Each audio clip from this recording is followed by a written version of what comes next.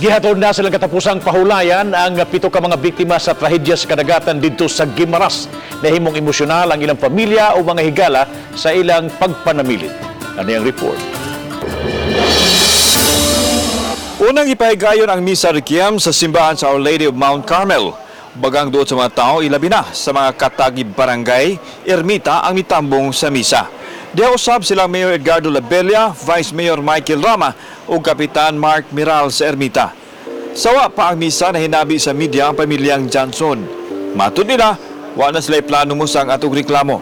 Namatay ang padre di pamilya nga si Bernardo Hanson o ang kamanghuran nga si Jared 4 anyos. Medyo nahinay na namog dawat nga wala na sila para po mga imutang sila ba. So move on lang yun, then magpakalig-on. Wala ka dyan sa imang kuwan ako, humanan ni ron. So katapusan, usay imong ipasalig ang imong sa imong bana. Ako dyan kuwan ako mga anak ko ko, dili na ako buwawon. Si Romel Baguio nawad-an og 7 ka mga miyembros pamilya nga nakalasosab sa susamang trahedya. Inay na nakadawat sa kabaturan nga wa na ang ilang mga mahal sa kinabuhi. Namatay ang ilang amahan nga si Romeo Baguio Sr., inahan nga si Angelina.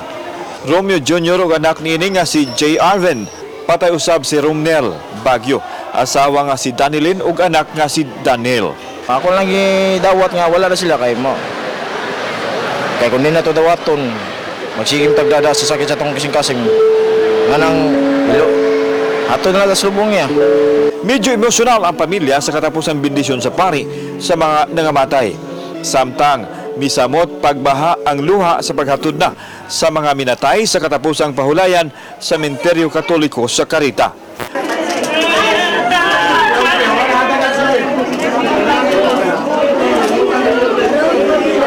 Ang Cebu City Government na ang nag-abaga sa galastuhan sa lubong sa mga nangamatay. Kauban si John Solon, ako si Alan Domingo.